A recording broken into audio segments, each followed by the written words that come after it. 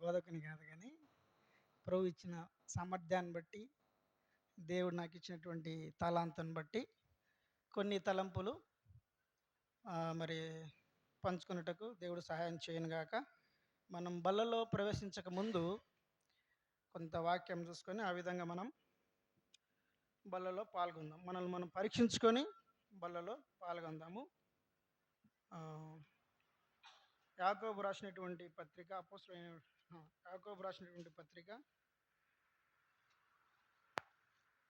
మొదటి అధ్యాయము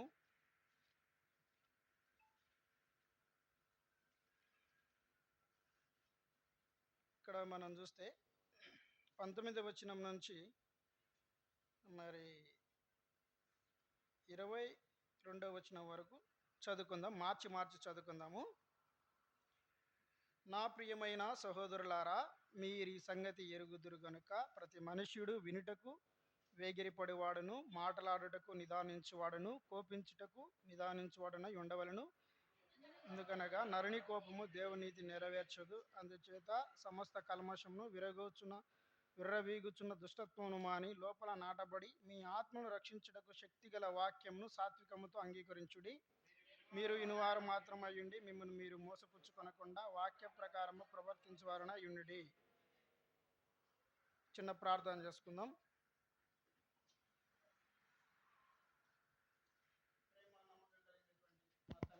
దయగలిగినటువంటి ప్రభా, నీ పాదాల దగ్గరికి వస్తున్నాం. నీ ముఖ దర్శనంలో ప్రభా, తెరవబడిన ఆకాశాన్ని మాకు దయచేయము. ప్రభా, నిలబడే నీ దాసుడైనటువంటి నేను అయోగ్యుడను, ఎన్నికలేనటువంటి వాడని ప్రభా, మీ ఆత్మచేత అభిషేకించమని ప్రార్థిస్తూ వస్తున్నాను. అవును ప్రభా, మరి నిర్గమ 4:12 వాగ్దానాన్ని ఎత్తిపెట్టి అడుగుచున్నాను. అదేవిధంగా మత్తయి సువార్త 10వ అధ్యాయం 20వ వచనాన్ని బట్టి అడుగుచున్నాను. మాట్లాడినది నేను కాదు ప్రభా, మీ ఆత్మ నాలో నుండి ప్రభా మీరు మాట్లాడమని ప్రార్థిస్తున్నాను. దయగల దేవా, నాకు ఏమాత్రం కూడా యోగ్యత లేదు ప్రభా. నేను పనికిమాలినటువంటి వాడను, దౌర్భాగ్యుడను ప్రభా. అలాంటి నన్ను ప్రేమించినారు, కలవరి శిలువలో మీ ప్రాణాన్ని పెట్టినారు, నా కొరకు మీ రక్తాన్ని కార్చినారు ప్రభా. కనుక తనైనా నన్ను నీ కృపలో నీ రెక్కల చాటున భద్రపరిచి నీ చేతి నీడలో నన్ను దాచి ఉంచమని, మీరే కనబడమని మా రక్షకుడైన యేసుక్రీస్తు శ్రేష్టమైన నామములో స్తుతించి ప్రార్థించి అడిగి వేడుకొంచున్నాం తండ్రి, ఆమేన్.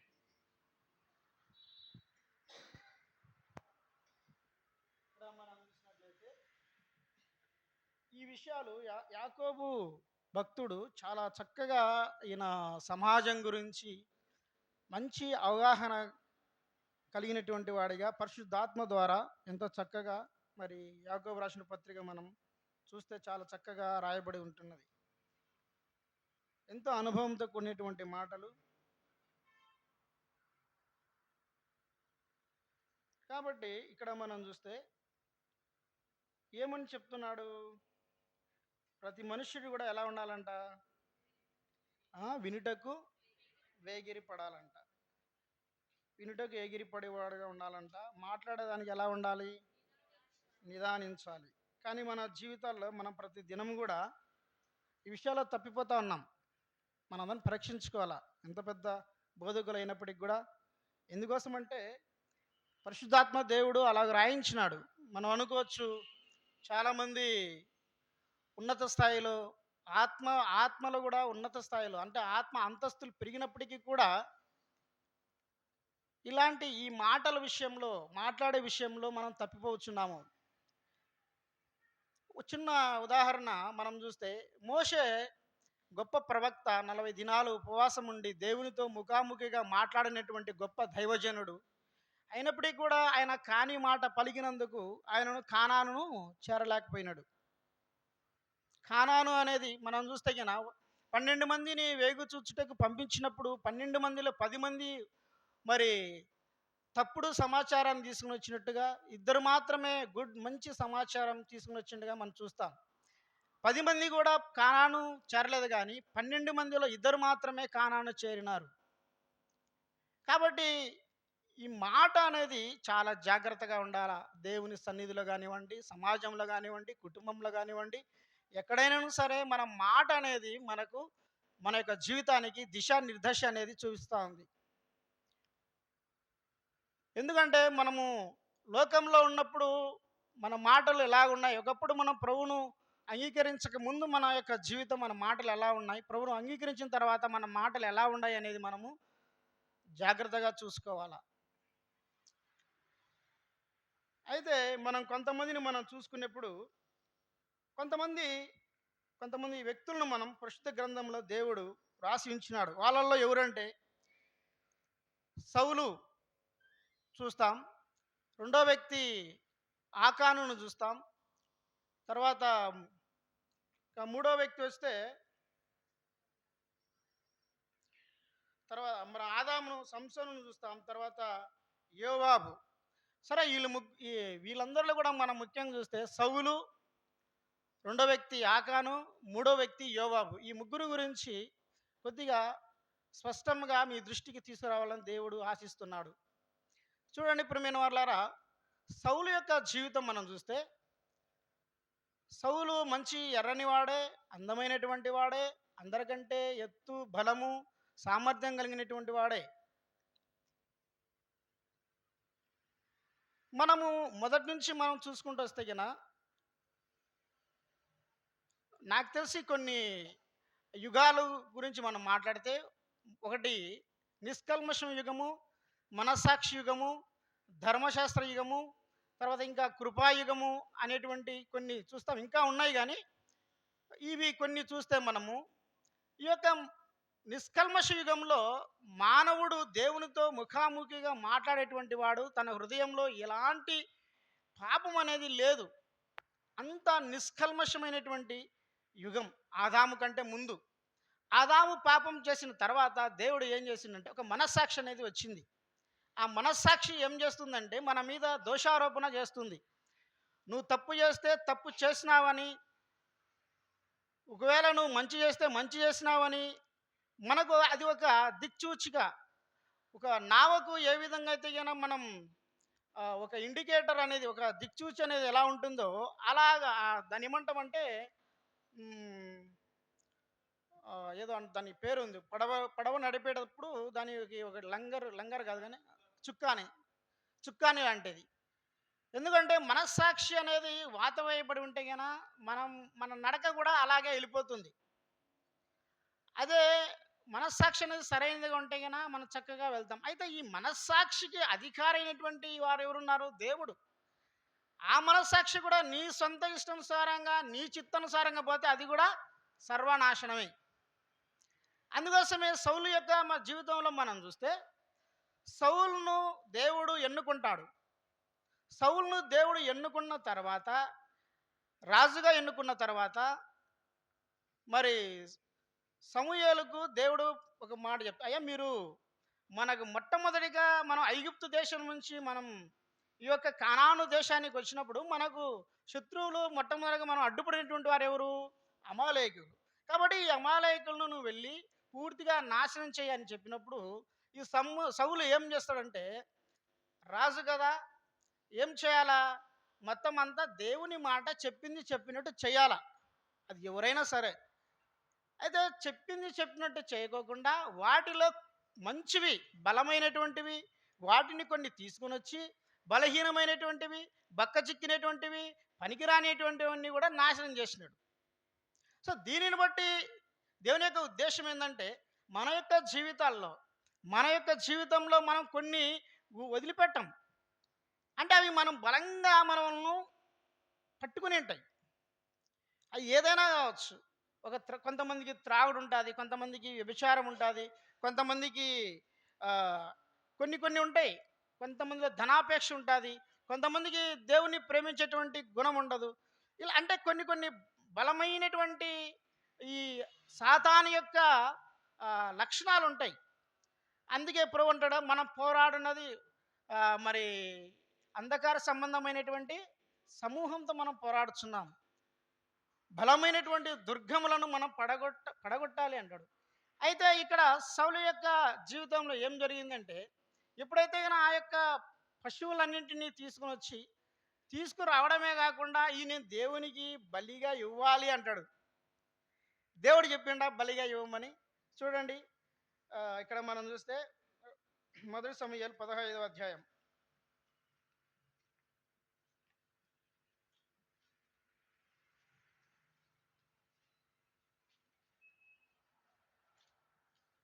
మొదటి సమూయేలు 15వ అధ్యాయం 24వ వచనం అనుకుంటా.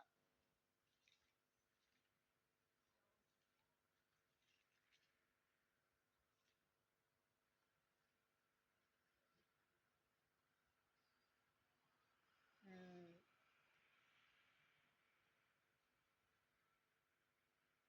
11 నుంచి చూడండి. 11 నుంచి. సౌలు నన్ను అనుసరింపగా వెనుక తీసి నా ఆజ్ఞలను గైకొనకపోయాను గనుక అతను రాజుగా నిర్ణయించినందుకు నేను పశ్చాత్తాపపడుచున్నాను. అందుకు సమూయేలు కోపావేశుడై రాత్రి అంతయు యెహోవాకు మొరపెట్టుచుండెను. ఉదయమున సమూయేలు లేచి సౌలును ఎదుర్కొనుటకు పోగా సౌలు కర్మేలునకు వచ్చి జయసూచకముగా శిలను నిలిపి తిరిగి గిల్గాలునకు పోయానన్న సమాచారము వినాను. తర్వాత సౌలు వద్దకు రాగా సౌలు, యెహోవా వలన నీకు ఆశీర్వాదం కలుగునుగాక, యెహోవా ఆజ్ఞను నేను నెరవేర్చి తిననగా సమూయేలు, అలాగైతే నాకు వినపడుచున్న గొర్రెలను అరుపులను ఎడ్ల రంకెలను ఎక్కడివి అని అడిగాను. అందుకు సౌలు, అమాలేకుల యుద్ధ నుండి జనులు వీటిని తీసుకుని వచ్చిరి. నీ దేవుడైన యెహోవాకు బలులు అర్పించుటకు జనులు గొర్రెలలోను ఎడ్లలోను మంచి వాటిని ఉండనిచ్చిరి, మిగిలిన వాటినన్నిని నిర్మూలము చేసితిమనగా. 16వ వచనం.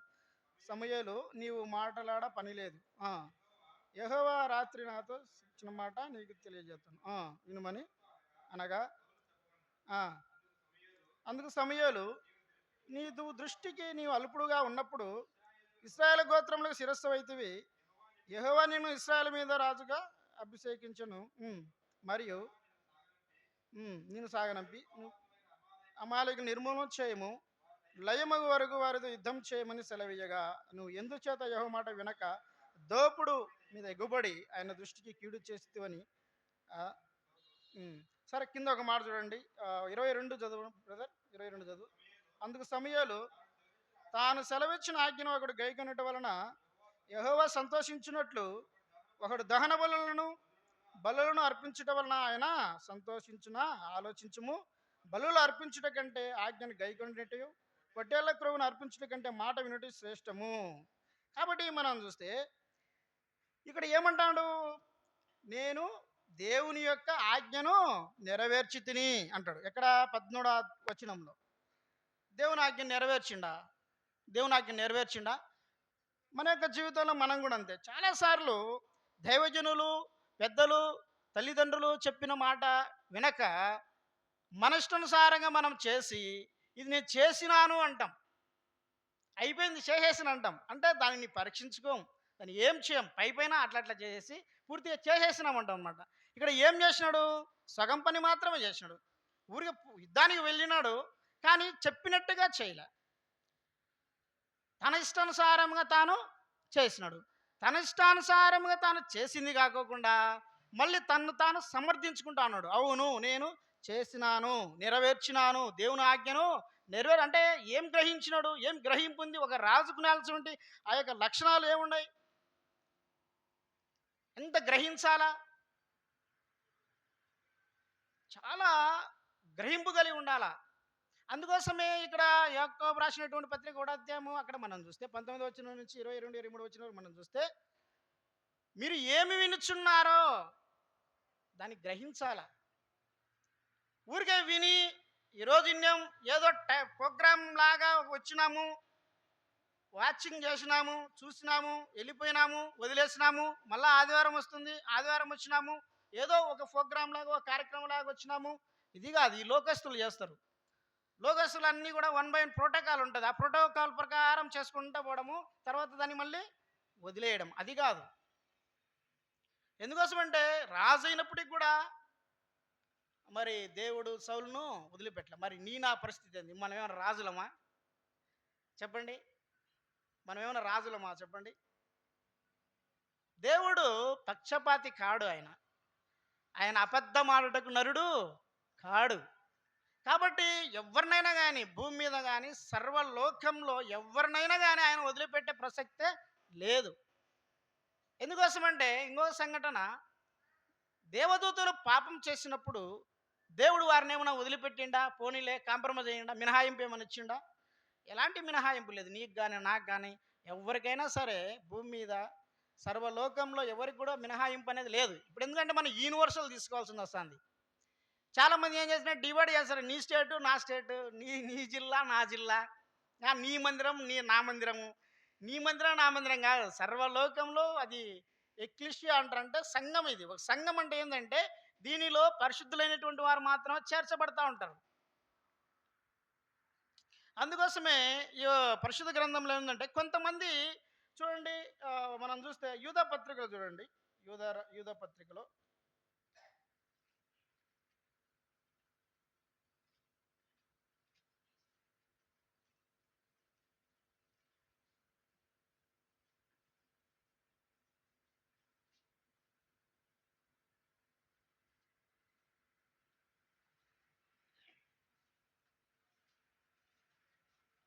4వ వచనం చూడండి. ఏలయనగా కొందరు రహస్యముగా జొరబడి ఉన్నారు, వారు భక్తిహీనులై మన దేవుని కృపను కామాతురత్వమునకు దుర్వినియోగపరచుచు మన అద్వితీయుడు నాథుడును యేసుక్రీస్తును విసర్జించుచున్నారు. ఇంకా మనం చూస్తే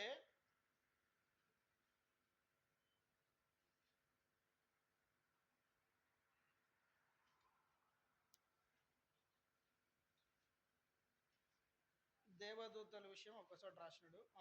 6వ వచనం చదవండి.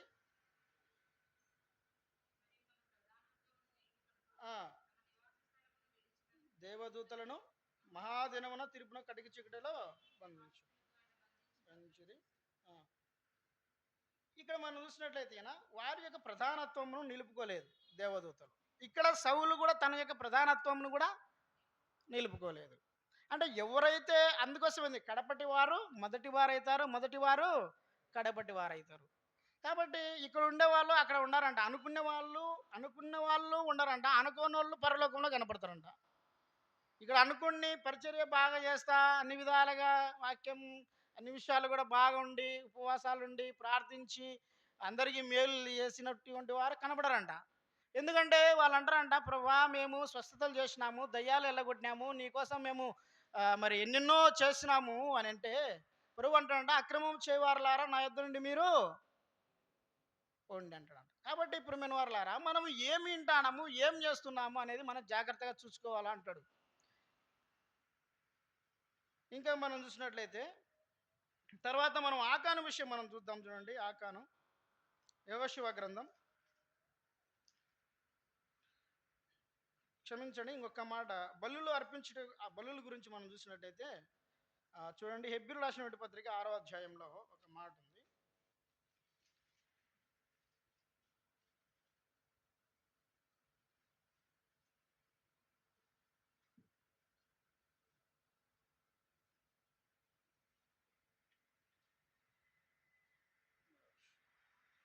చూడండి, హెబ్రీయులకు రాసిన పత్రిక 10వ అధ్యాయం 6 నుంచి 9 చదవండి.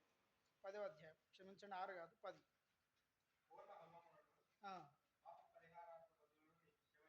కావు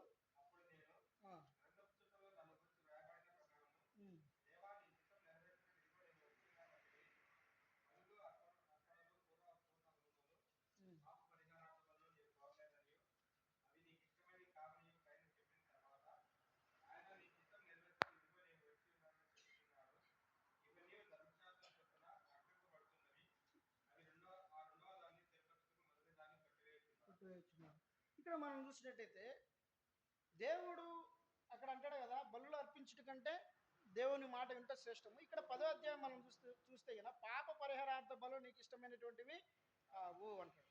తర్వాత ఇంకా మనం చూసినట్టయితే చూడండి, బలుల గురించి కొన్ని మాటలు చూద్దాము. ప్రసంగి గ్రంథము 5వ అధ్యాయం 1వ వచనం చూడండి.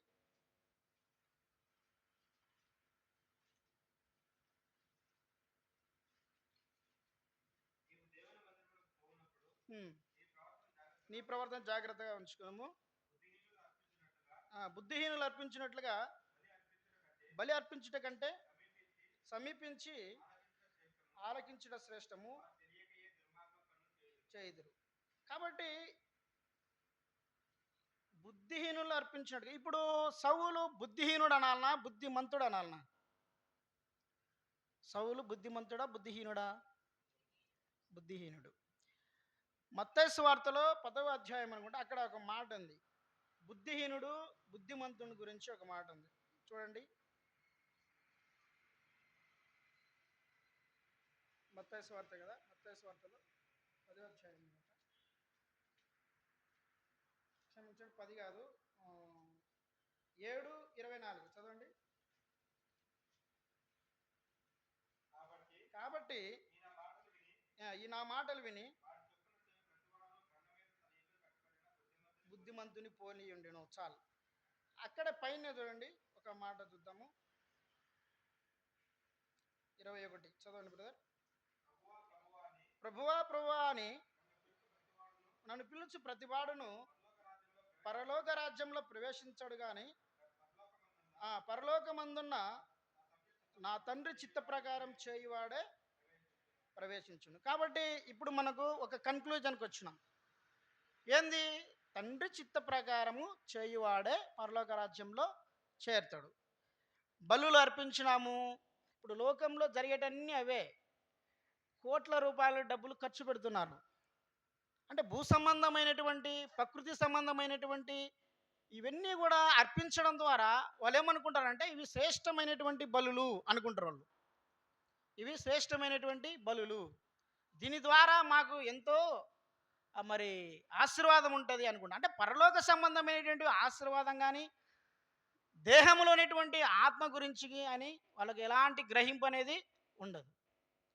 కాబట్టి మనము కూడా నువ్వు దశం భాగం ఇస్తున్నావు, నువ్వేదో నీ కలిగిన దాంట్లో నీ కష్టార్జితంలో దేవునికి అర్పిస్తున్నావు, నువ్వు ఉపవాసం ఉంటున్నావు, వాక్యం ఉంటున్నావు, టయానికి వచ్చి వాక్యం వింటా ఉన్నావు, అది కాదు ముఖ్యం. అవి ముఖ్యమే కానీ, ఇవన్నీ ముఖ్యమే కానీ, అయితే దేవుని యొక్క ఉద్దేశం ఏంది? వాక్యానుసారముగా ప్రవర్తించాలా, ఆజ్ఞను గైకొనాలా. కాబట్టి ఎవరు చేరుతారు పరలోక రాజ్యంలో? నా తండ్రి చిత్త ప్రకారము చేయువాడు మాత్రమే పరలోక రాజ్యంలో చేరుతాడు. ఆయనకు బలులు ఆయన కోరడు, బలులు కోరేటువంటి దేవుడు కాదు. తర్వాత ఇంకా మనం బలి గురించి, బుద్ధిహీనుడు అర్పించినటువంటి బలులు ఇలాంటి బలులు అంటారు. బుద్ధిహీనత అంటే మనము పాపంలో జీవిస్తూ పాపంలో ఉంటూ మనము బలులు అర్పిస్తే ఏమవుతుంది? అవి బుద్ధిహీనమైనటువంటి బలులు అవుతాయి. అయితే ఎప్పుడు అవి శ్రేష్టమైనటువంటి బలులు అవుతాయి? ఎప్పుడైతే శ్రేష్టమైనటువంటి బలులు మన యొక్క, అదే రోమియోలు రాసిన పత్రికలు అంటాడు, ఏమంటాడంటే 12వ అధ్యాయంలో ఒక మాట ఉంది, మొదటి వచ్చినాం అనుకుంటా, రోమియోలు రాసిన పత్రికలో మన శరీరములను సజీవయాగములుగా దేవునికి అర్పించాల. ప్రభువైన యేసుక్రీస్తు వారు కూడా తన యొక్క శరీరాన్ని, తన మనస్సును, తన సమస్తమును కూడా ఆయన తండ్రి యొక్క స్వాధీనములో ఉంచినాడు. అందుకోసం అంటాడు ప్రతిసారి కూడా, నేను నా ఇష్టానుసారం నేను ఇష్టాన్ని నెరవేర్చుకున్నట్టుకు భూమి మీదకి రాలేదు, నా యొక్క తండ్రి చిత్తం నెరవేర్చుటకు నేను వచ్చినాను అన్నాడు. యోహాను సువార్త 5వ అధ్యాయంలో 24 వచనం మనం చూస్తే, 34 వచనంలో చూడండి, ఒక మాట చూడండి.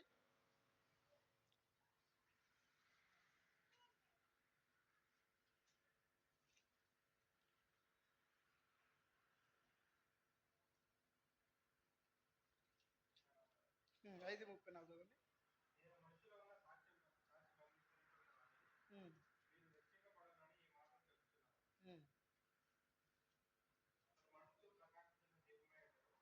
అది కాదండి, 30 చదవండి. నా అంతటా నేనేమీ చేయలేదు. 30 వచ్చిన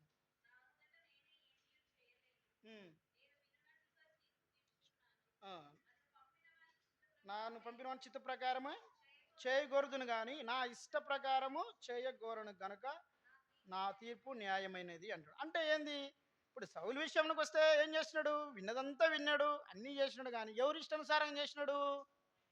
తన ఇష్టానుసారంగా చేసినాడు. ఈ రోజుల్లో మనం కూడా అంతే, అన్నీ వింటాం, అన్నీ కరెక్ట్గానే ఉంటాయి, కానీ దేవుడు చెప్పినట్టు ఏది చెయ్యం. ఇది ప్రతి ఒక్కరిలో ఉన్నటువంటి ఒక అనువంశికతమైనటువంటి ఒక క్యారెక్టర్. ఇది అనువంశికత అంటే హెరిడిటీ అంటారు. అంటే అనువంశిక అంటే పుట్టుకతో వచ్చినటువంటి ఇన్ని కూడా. అయితే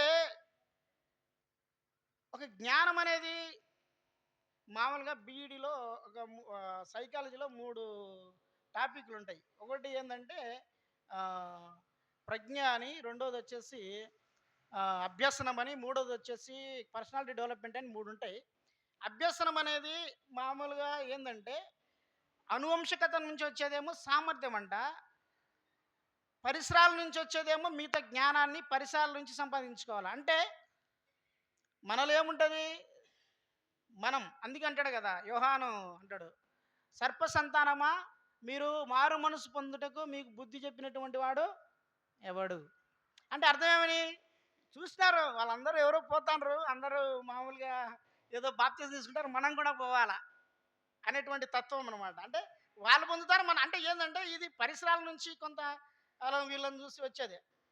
అది కాదు. వాళ్ళని చూసి, వీళ్ళని చూసి నేర్చుకునేది కాదు గానీ, ప్రభు మనము మనం రక్షించబడినప్పుడు ప్రభు మనతో మాట్లాడతాడు. ప్రతి దినం కూడా మాట్లాడతాడు. ఆయన ముఖ దర్శనాన్ని మనం ప్రతిదినం కూడా చేసినప్పుడు దేవుడు తప్పకుండా మాట్లాడతాడు. ప్రతిదినం మాట్లాడేటువంటి దేవుడు. మన దేవుడు మాట్లాడేటువంటి దేవుడు. అప్పుడు మనకు అర్థమవుతుంది ఏం చేయాలా? ఏది తీసేసుకోవాలా? ఏది ఉంచుకోవాలా అనేది. అయితే మనము లోకంలో ఉన్నప్పుడు లోకం యొక్క ప్రవర్తన కలిగి ఉంటాం. అందుకోసమే మొదటి యోహాను పత్రిక 4వ అధ్యాయము 6వ వచనంలో ఒక మాట ఉంది. చూడండి. మొదటి యోహాను పత్రిక, మనము దేవుని సంబంధులము.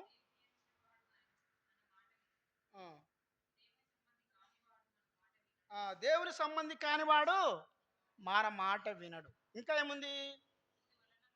ఆ, సత్యస్వరూపైన ఆ, భ్రమపరచు ఆత్మ ఏదో తెలుసుకొనుచున్నాము. ఇది ఇది ఇండికేషన్. అంటే ఏంది? ఇప్పుడు సౌలు దేవుని సంబంధ, దయ్యం సంబంధ? చెప్పాలా మీరే. అంటే ఎవడు దేవుని సంబంధి, ఎవడు భ్రమపరచు ఆత్మ. పైకేమో రాజుగానే ఉండడు కానీ ఒక్కటి కూడా చెప్పినట్టు చేయడంలే. సరే, ఇంకా రెండో వ్యక్తి గురించి మనం చూసుకుంటే ఆకాన్ చూడండి. ఆకాను యెహోషువ గ్రంథంలోకి వెళ్దాము. యెహోషువ గ్రంథము 7వ అధ్యాయంలో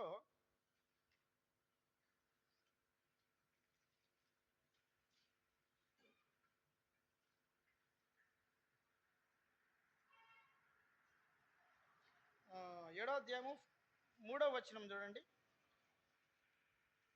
3 హాయిపురమును వేగు చూచి యెహోవా యొద్దకు తిరిగి వచ్చి జనులందరినీ వెళ్ళనీయకము, 2-3 వేల మందిని వెళ్ళి హాయిని పట్టుకొనవచ్చును. జనులందరూ ప్రయాసపడి అక్కడికి వెళ్ళనేలా హాయి వారు కొద్దిగానున్నారు అనిరి. కాబట్టి జనులలో ఇంచుమించు 3,000 మంది అక్కడికి వెళ్ళిరు కానీ వారు హాయి వారి ఎదురు నిలవలేక పారిపోయిరి. తర్వాత అప్పుడు హాయి వారు వారిలో 36 మనుషులను హతము చేసి మరియు తమ గవిని యొద్ద నుండి సెబారీము వరకు వారిని తరిమి మొరాదులో వారిని హతము చేసిరు. కాబట్టి జనులు గుండెలు కరిగి నీరైపోయెను. కాబట్టి ఇక్కడ మనం చూస్తే మనం వీళ్ళు ఇశ్రాయేలు ప్రజలందరూ కూడా కానానికి వచ్చినారు. కానానులో మనం చూస్తే కన్నా ఎరుకో గోడలను కూలగొట్టినారు. ఎరుకో గోడలను కూలగొట్టిన తర్వాత ఈ ఆకాన్ అనేటువంటి వ్యక్తి ఉన్నాడు ఇక్కడ. ఇతను మొట్టమొదటిలోనే మనం చూస్తే 7వ అధ్యాయం మొదటి వచనంలో మనం చూస్తే ఈ వ్యక్తి ఏం చేసిండు? ఏ విషయంలో యూదా గోత్రంలో జరీహు మునిమనుడును జబ్ది మనముడును కర్మి కుమారుడునైన ఆకాను శపితము చేయబడిన దానిలో కొంత తీసుకొనెను గనుక యెహోవా ఇశ్రాయేలు మీద కోపించెను. ఇది విషయం. కాబట్టి శపితమైంది. శపితమైనటువంటిది అంటే దేవుని చిత్తం కానటువంటిది ప్రతిది కూడా శపితమైందే. అది ఇల్లైనా కావచ్చు, వివాహమైనా కావచ్చు, ఏదైనా కావచ్చు, అది శపితమైపోయింది. అది శపితమైనటువంటి దాని కిందనే లెక్క. కాబట్టి ఈ శపితమైనటువంటి దానిని ఆశించినాడు. ఈ ఆశించి ఏం చేసినాడు? దాన్ని తీసుకున్నాడు. దాన్ని తీసుకొని మొట్టమొదట ఒక వ్యక్తి ఏం చేసినాడు? మాట వినకుండా పోయినాడు. సౌలు అనేటువంటి వ్యక్తి పోవడం ద్వారా దేవుడు అతన్ని ప్రధానత్వాన్ని ఏం చేసినాడు? తీసేసినాడు. తన రాజు నుంచి దాన్ని అతన్ని రిజెక్ట్ చేసేసినాడు దేవుడు. ఇప్పుడు రెండో వ్యక్తి మనం చూస్తే ఇతను సైన్యంలో ఉన్నాడు. అతను రాజ్యం గురించి మనం చూస్తాము. ఇతడు సైన్యంలో ఉన్నాడు, అంటే యుద్ధంలో ఉన్నాడు. యుద్ధంలో ఉన్నప్పుడు యుద్ధ నీతి, యుద్ధంలో ఉన్నప్పుడు మనం యుద్ధ వీరులుగానే ఉండాలా. అంతేగాని దోపుడు సొమ్ము కోసం మనము ఆశపడకూడదు. అక్కడ సౌలు కూడా దోపుడు సొమ్ము కోసం ఆశపడినాడు. అయితే ఇక్కడ మనం చూస్తే గిన ఈ అనేటువంటి వ్యక్తి కూడా ఇది యుద్ధం అనమాట. ఇది యేసుక్రీస్తు మనం మనం మనం సైనికులం, విశ్వాస వీరులం. అంటే ప్రతి విశ్వాసి కూడా ఒక వీరుడు. ఎందుకోసమంటే మన యొక్క ఆయుధం ఏంటంటే విశ్వాసము, ప్రార్థన. ఇవి లేనప్పుడు మనము ఈజీగా మనం ఏమైపోతామంటే ఓడిపోతాం.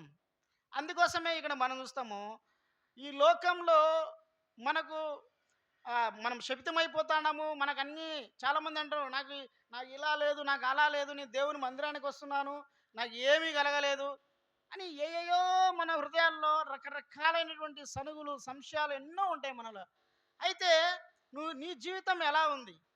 శపితమైంది తీసేసుకోవాలి. అందుకే బక్సింగ్ అంకులు చెప్పేవాడంట, ఎవరైనా కానీ ఉద్యోగస్తులు ఉంటే గన, అమ్మ మీరు ఏం తెచ్చుకోకండి, మీరు ఏదన్నా ఆఫీసులో ఏమైనా ఉంటే గన మెటీరియల్స్ కానివ్వండి, ఇవన్నీ కూడా తీసుకొచ్చుకొని ఇళ్ళలో దాచిపెట్టుకుంటారంట కొంతమంది. అంటే ఏంది అంటే ప్రతిది కూడా ఆశపడతాం. మానవునికి ఆశావాది. మానవుడు అంటే ఆశావాది.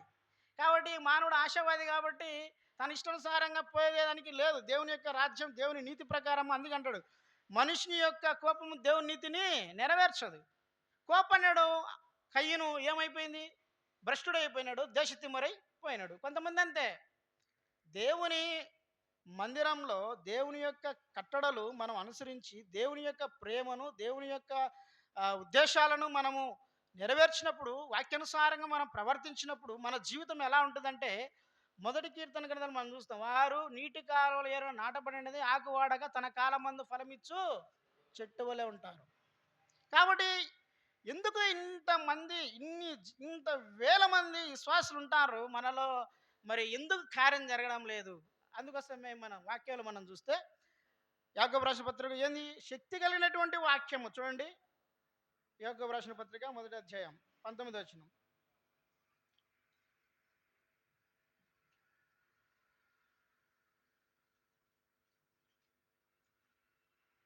20వ వచనం కదా, చదవండి. 20వ వచనము. ఎందుకనగా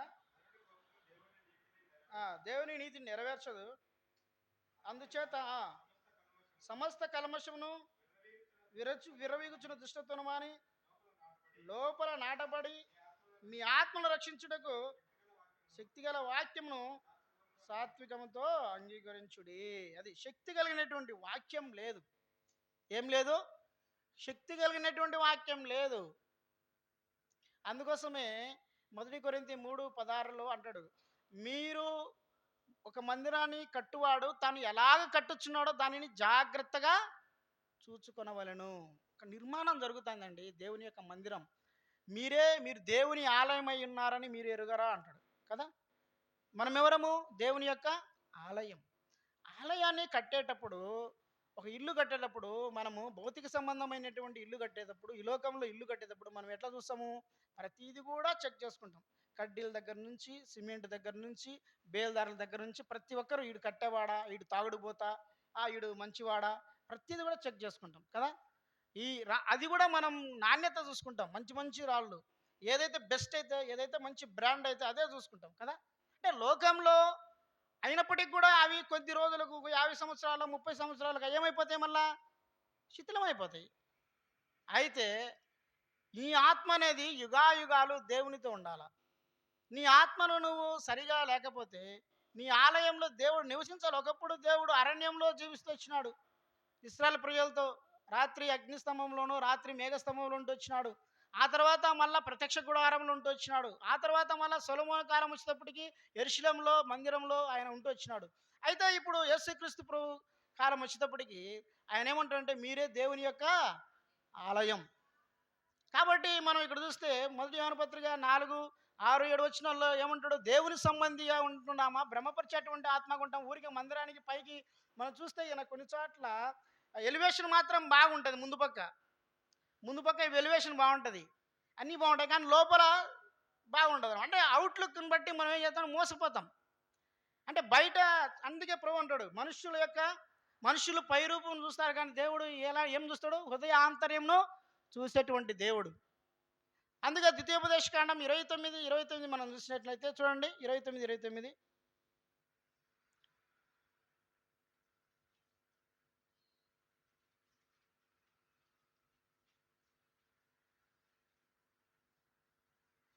ద్వితీయోపదేశ కాండం 29వ అధ్యాయం 29 వచ్చింది. రహస్యములు మన దేవుని చెందును.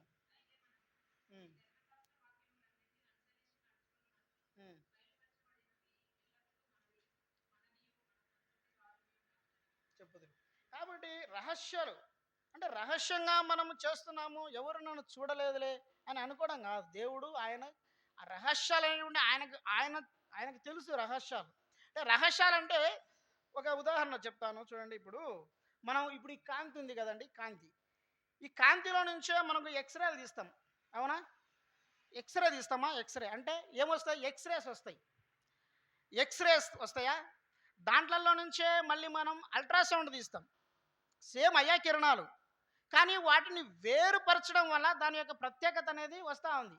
అదే కాంతిలో ఉన్నప్పుడు దానికి ప్రత్యేకత అనేది ఏమి ఉండదు, అన్నీ ఉంటాయి దాంట్లో ఏమేమి ఉంటాయి? ఎక్స్ కిరణాలు ఉంటాయి, మైక్రోవేవ్స్ ఉంటాయి, తర్వాత రేడియో వేవ్స్ అంటే మనం ఈ మొబైల్ ఇవన్నీ వాడేదంతా రేడియో వేవ్స్ అంటే రేడియో తరంగాలు ఇవి.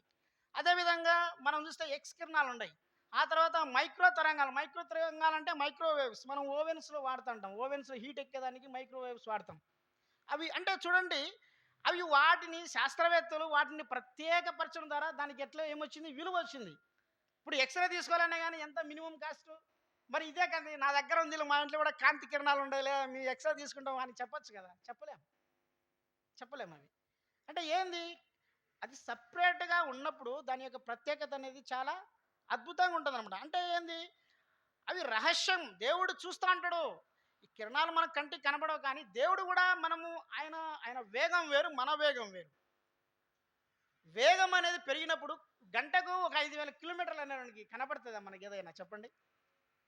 ఆ గంట కంటే దాంతోపాటు మనం తిరిగినప్పుడు మాత్రమే ఆ వస్తువు అనేది మనకు కనబడుతుంది. అర్థమైందా?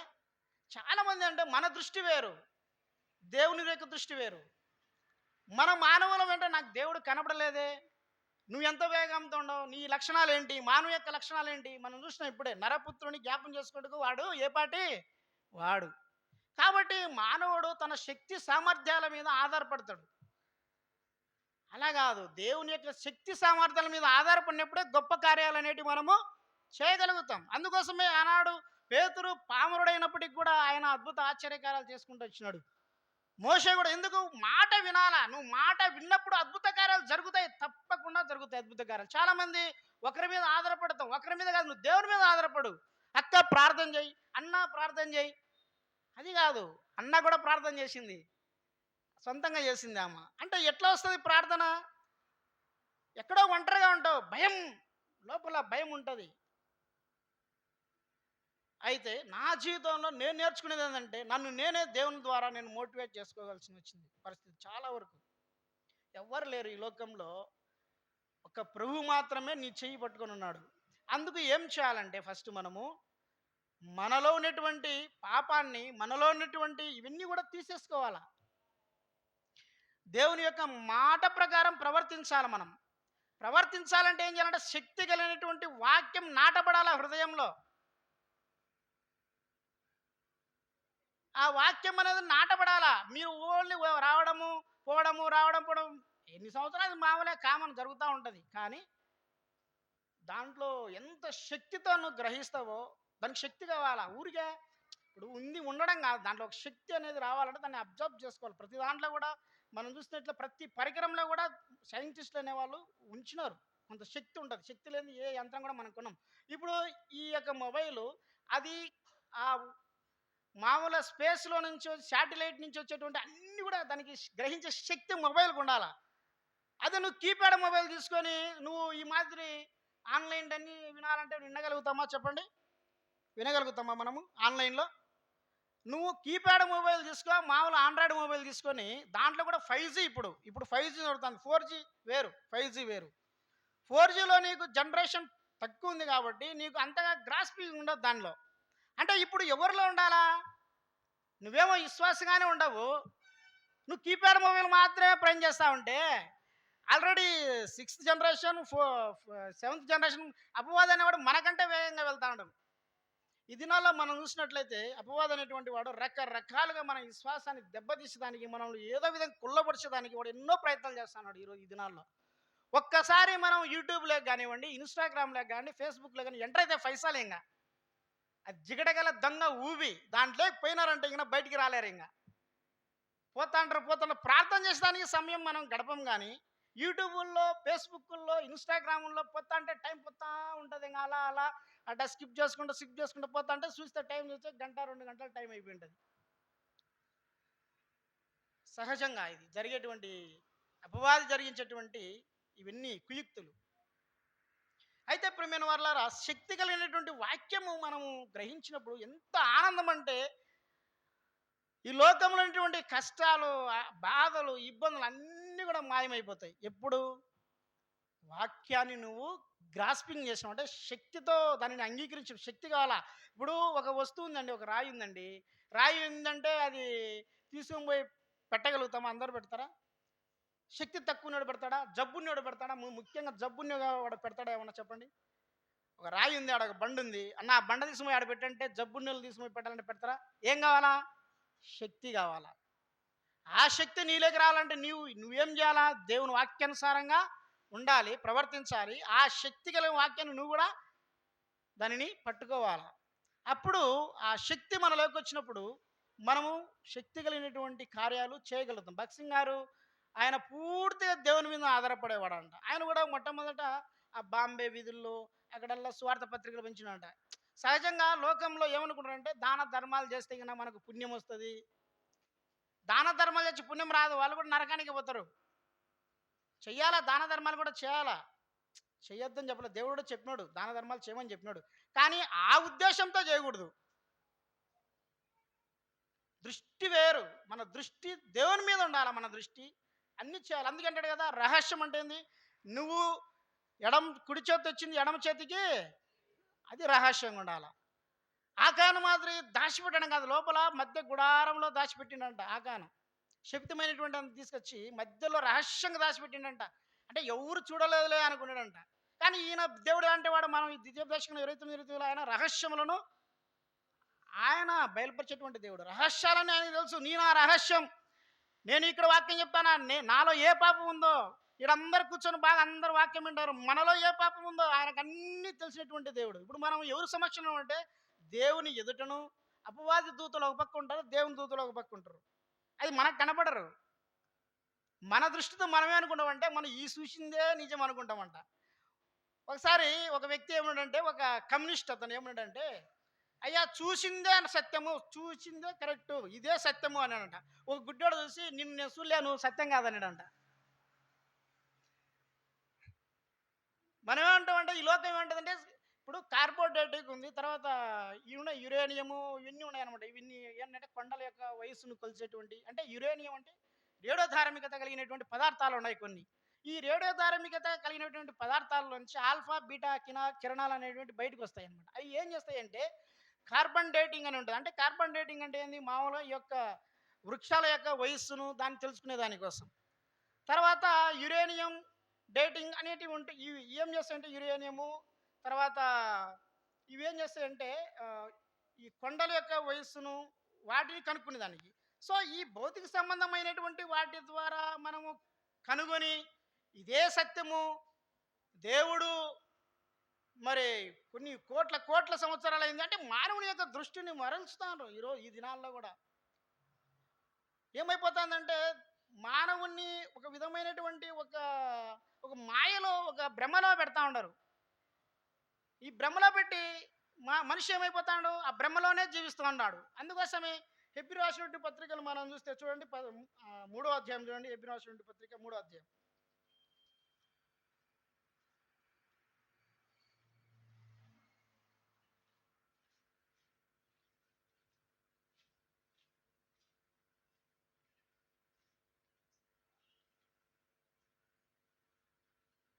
ప 13, 15 కలిసి ఉండే చదవండి. మీరు నేడు మీరు ఆయన శబ్దం విని ఎడలా కోపం పుట్టించినప్పటి వలె మీ హృదయంలో కఠినపరచుకొనకుడి అని చెప్పాను కనుక పాపం వలన కలుగు బ్రహ్మచేత నేడు అన్న సమయం ఉండగానే బుద్ధి చెప్పుకొనుడి ఎలా అనగా దృఢ విశ్వాసము అంత మట్టుకు గట్టిగా చేపట్టినలా క్రీస్తులో పాలివారమై ఉందము. ఏమంటాను? గట్టిగా చెప్పటమున్నాడా, లేదా లూజ్ ఊరికి అట్ట పట్టుకున్నట్టుగా. కొంతమంది అంటే షేక్ హ్యాండ్ ఇచ్చినప్పుడు ఊరికి అట్ట అంటారు, మామూలుగా గట్టిగా ఇవ్వరు.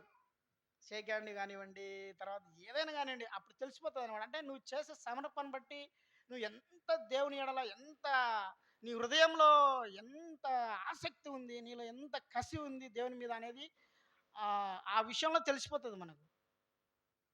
కాబట్టి పాపం ఈ లోకమంతా ఏం చేస్తుందంటే పాపం వల్ల మనందరినీ ఒక భ్రమలో ముంచేస్తుంది అనమాట. ఈ భ్రమలో ఉండి మనం ఏమైపోతాం అంటే భ్రమలో నుంచి బయటికి రాలేక ఆకాని కూడా అంతే భ్రమపరుస్తాడు.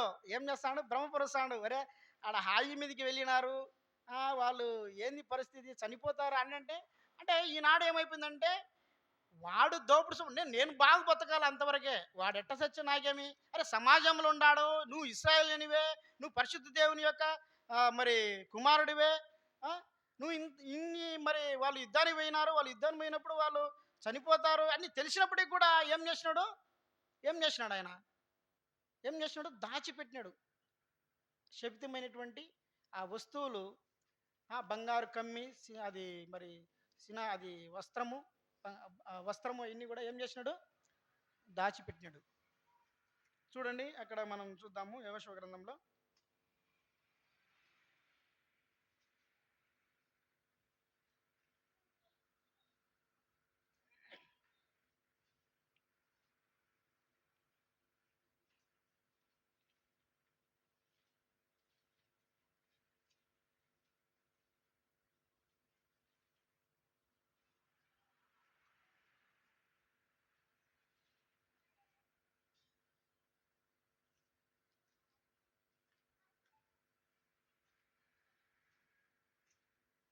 ఏడో అధ్యాయంలో అది అక్కడ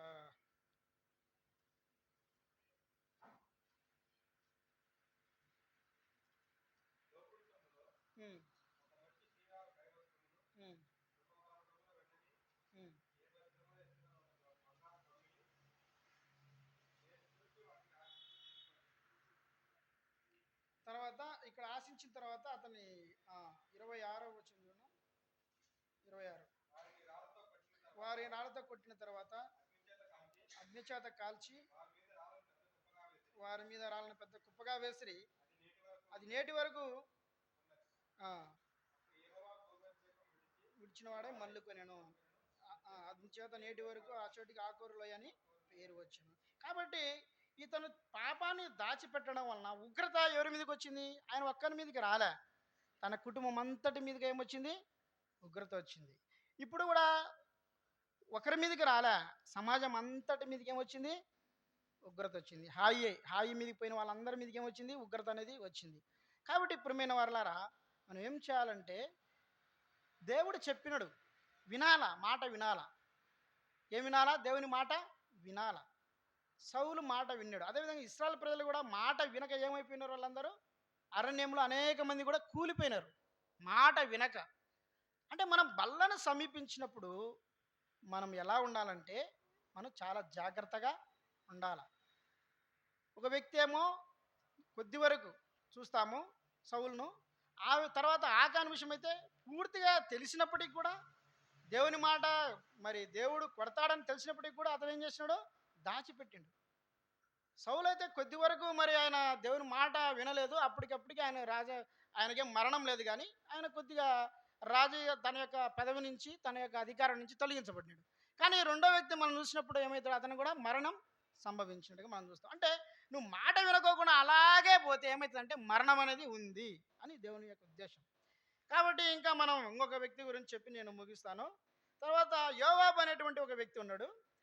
యోవాబు గురించి మనం చూసినట్లయితే రెండో సమూయేలు గ్రంథంలో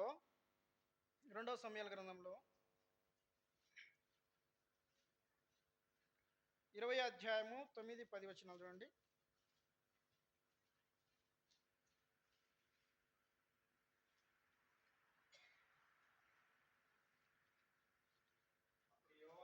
ఉమ్. అమాషతో, నా సహోదర క్షేమముగా ఉన్నావా అంచు అమాషను ముద్దు పెట్టుకున్నట్లుగా ఉమ్,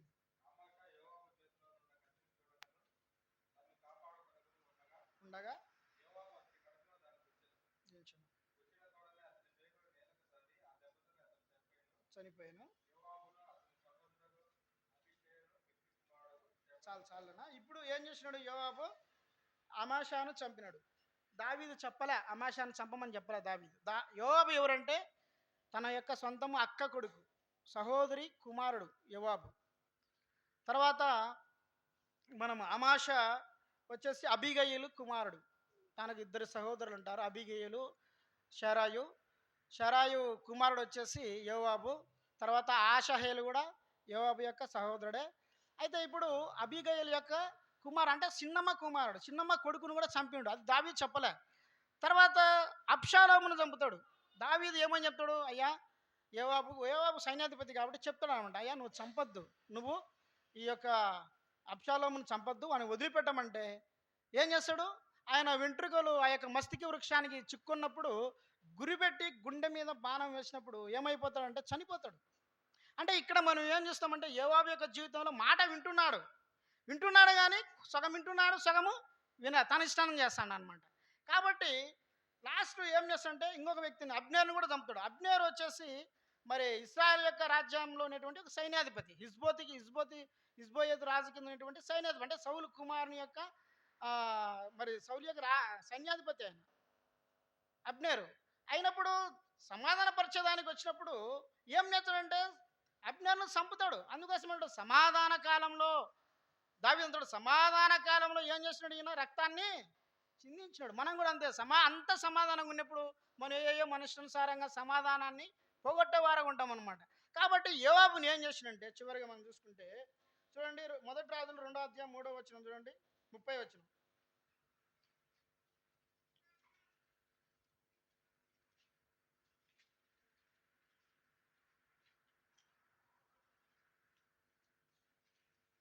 మొదటి రాజులు 2వ అధ్యాయం 30 వచనం చదవండి.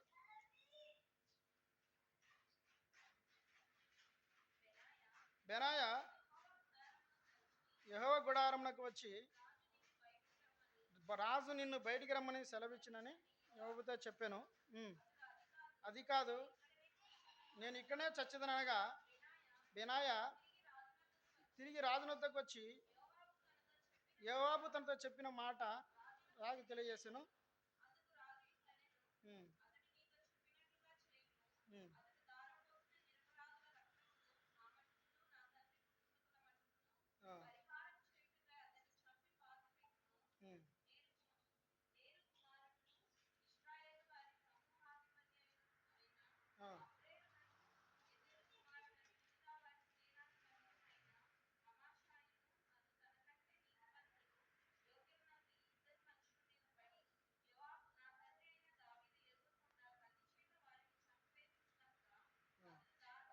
అక్క ఇక్కడ ఒక నిమిషం పైన చూడండి, 28వ వచనంలో ఒక మాట చూడండి. 28వ వచనంలో యోవాబు అబ్షాలోము పక్షము అవలంబింపక పోయినను అదోనియా పక్షము అవలంబించి ఉండేను గనక ఈ వర్తమానములు అతనికి రాగా అతడు పారిపోయి యెహోవా గుడారమునకు వచ్చి బలిపీఠ కొమ్ములు పట్టుకున్నాడు. ఇప్పుడు బలిపీఠం కొమ్ములు అంటే బలులు అర్పించేటువంటిది. అక్కడ బలిపీఠము కొమ్ములు పట్టుకుంటే ఎవరిని చంపకూడదు, మామూలుగా అయితే చంపకూడదు.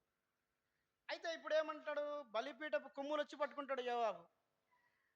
బలిపీఠపు కొమ్ములు పట్టుకుంటే వదిలిపెడతారులే అని అనుకుంటాడు. కానీ అదోనియా అంటే ఇప్పుడు కొత్తగా సొలొమోనుకు సైన్యాధిపతి. ఇప్పుడు యోవాబు ముందు దావీదుకు సైన్యాధిపతి, ఇప్పుడు సొలొమోనుకు ఎవరు సైన్యాధిపతి? అదోనియా. ఏం చేస్తాడు? రాజు నిన్ను రమ్మన్నాడు అన్నప్పుడే అర్థమైపోయింది యోవాబు. ఎందుకోసం అంటే మనస్సాక్షి ఉంది కదా, అతను ఏమేమి తప్పులు చేసిండో అవన్నీ తన హృదయంలో ఉన్నాయి. కాబట్టి ఏం చేసిండు? భయపడిపోయి బలిపీఠపు కొమ్ములు పట్టుకుంటే బలిపీఠపు కొమ్ములు పట్టుకుంటే నన్ను వదిలేస్తారులే అనుకున్నాడు. అయినప్పటికీ కూడా బలిపీఠ కొమ్ములు పట్టుకున్నప్పటికి కూడా ఏం చేసినంటే యోవాబును ఏం చేసినాడు? హతం చేసేసాడు. కాబట్టి ఇప్పుడు ఇంకో విషయం, ఆ, మనం ఏషావు గురించి మనం చూసినప్పుడు ఒక మాట అంటాడు, హెబ్రీ రాసిన పత్రిక. అతను ఏం చేస్తున్నాడు, జ్యేష్ఠత్వమును అమ్మి వేసుకున్నాడు. అమ్మి వేసుకొని తర్వాత ఎంతగానో ఏడ్చినాడు. మనష్ ఏషావు ఏడ్చినప్పటికి కూడా దేవుడు అతనికి ఏమీ ప్రతిఫలం అనేది లేదు. కాబట్టి ఇప్పుడు మన వాళ్ళారా, మొట్టమొదటి చూసినట్లయితే ఒక అతను చనిపోయినాడు. మొట్టమొదటి ఒక అతను అధికారాన్ని కోల్పోయినాడు. రెండో వ్యక్తి వచ్చేసి తన పాపాన్ని బట్టి తన మధ్యలో ఇంకా పాపాన్ని కొనసాగించినప్పుడు దేవుడు అతని తన కుటుంబాన్ని అంతటినీ కూడా చంపేసినాడు. మూడో వ్యక్తి మనం చూసినప్పుడు దేవుని కొరకు నేను మంచి వీరుణ్ణి ధీరుణ్ణి అన్ని మంచిగా చేస్తున్నానని చెప్పుకున్నటువంటి యోవాబును కూడా దేవుడు బలిపీఠపు కొమ్ములు పట్టుకునేటప్పటికి కూడా ఏం చేసినాడు, దేవుడు కరుణించుకోకుండా అతన్ని హతం చేస్తా వచ్చినాడు. కాబట్టి ఇప్పుడు మన వర్లారా, మనం ఏం చేయాలి? రండి ఈ వాక్యాన్ని చూసుకొని మనం ముగించుకుందాము. యాకోబు రాసినటువంటి పత్రిక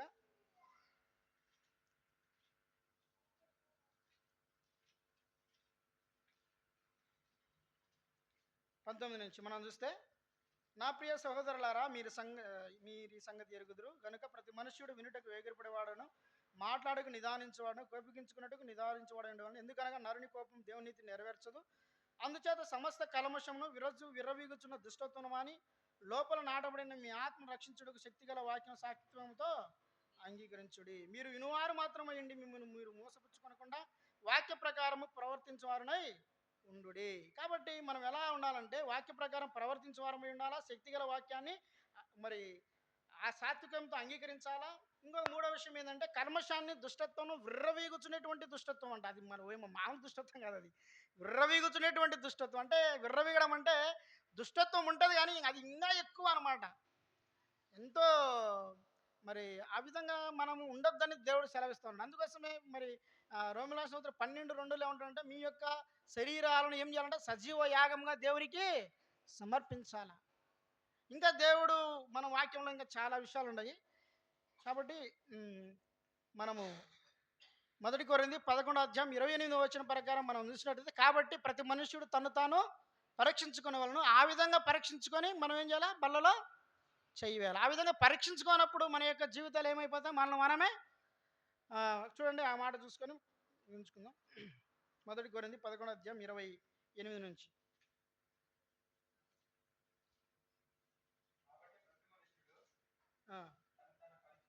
తను తాను పరీక్షించుకోలేను, అలాగూ చేసి ఆ రక్తం తిని వివేచింపగా తిని త్రాగవాడు తనకు శిక్షావిధి కలుగుటకే త్రిని త్రాగుచున్నాడు. ఇందువలనే మీలో అనేకులు బలహీనులను రోగులనై ఉన్నారు, నిద్రించున్నారు. కాబట్టి దేవుని యొక్క ఉద్దేశం ఏంటంటే మరి మనమందరం కూడా మరి ఆ విధంగా చనిపోవాలనే ఉద్దేశం కాదు. కానీ దేవునికి ఒక మాట ఏమిటంటే, దేవుడు హెబ్రీ రాసిన 12:10 చదవండి. దేవుడు అతని ఉద్దేశం ఏంటంటే, దేవుని యొక్క ఉద్దేశం ఏంటంటే, మనమేమి ఆయన శిక్ష విధించబడం అని ఉంది కదా అక్కడ, మనకు శిక్షావిధికి తనకు తన శిక్షావిధి కలుగ చేసుకుంటున్నాడు. కాబట్టి దేవుని యొక్క ఉద్దేశం ఏంటంటే 12:10 చదవండి, హెబ్రీ 12:10.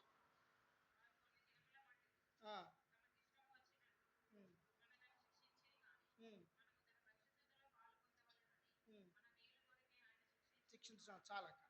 దేవుడు ఎందుకు శిక్షిస్తూ ఉన్నాడంటే మన మేలు కొరకే.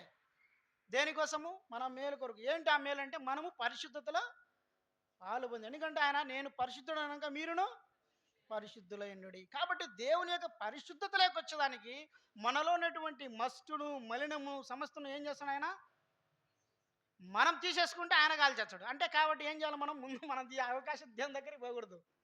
అది ఫైనల్ జడ్జిమెంట్, అది తీర్పు అది. కాబట్టి ఇప్పుడు మనమే ఏం చేసుకోవాలంట, మనమే పరీక్షించుకోవాలా, మనమే విమర్శించుకోవాలి. ఇప్పుడు నువ్వు ఈయన తీసేసుకోవాలా. కొన్ని ఫైల్స్ అంటే గవర్నమెంట్ ఫైల్స్ ఏం చేస్తారంటే, ఫైల్స్ అన్నీ ఏంటంటే అన్ని దొంగ లెక్కలు అన్నీ రాసుకొని పోయి ఆడ సబ్మిట్ చేస్తారు. కానీ ఆడిట్ పట్టుకునేప్పుడు ఏమైపోతాయి, అన్నీ బయటపడతాయి. అన్నీ బయటపడినప్పుడు మనకి ఏముంటుంది, తీర్పు ఉండదు. సస్పెండ్ చేస్తారా లేదా ఏమైనా చేసినప్పుడు. అంతే మన పరిస్థితి, అంతే. మనందరం ఆడిపోతాం. అపవాదికిని వాని దూతలకు సిద్ధపరిచినటువంటి అగ్ని గుండమే మనకు గతి. కాబట్టి ప్రియమైన వారలారా, దేవుడు ఊరికినే ఏం శిక్షించడు కానీ ఆయన తన పరిశుద్ధతలో పాలు పొందేదానికి మాత్రమే మనల్ని శిక్షిస్తాడు. కాబట్టి అంతవరకు పోకోకుండా ఇక్కడే మొదట్లోనే జీరో నుంచి స్టార్ట్ చేసినా కాబట్టి, 1 నుంచి స్టార్ట్ చేసినా కాబట్టి, నువ్వు 100 పోయిన తర్వాత మళ్ళీ వెనక్కి రావాలంటే కష్టం కాబట్టి, ఇక్కడే మనం ఏం చేయాలా? భూమి మీదనే జీవంలో ఉన్నప్పుడే, ప్రాణంతో ఉన్నప్పుడే మనల్ని మనము సరి చేసుకోవాలా, చక్కదిద్దుకోవాలా, పరిశుద్ధత కలిగి ఉండాలా. దేవుడి కొద్ది వాక్యాన్ని దీవించును గాక.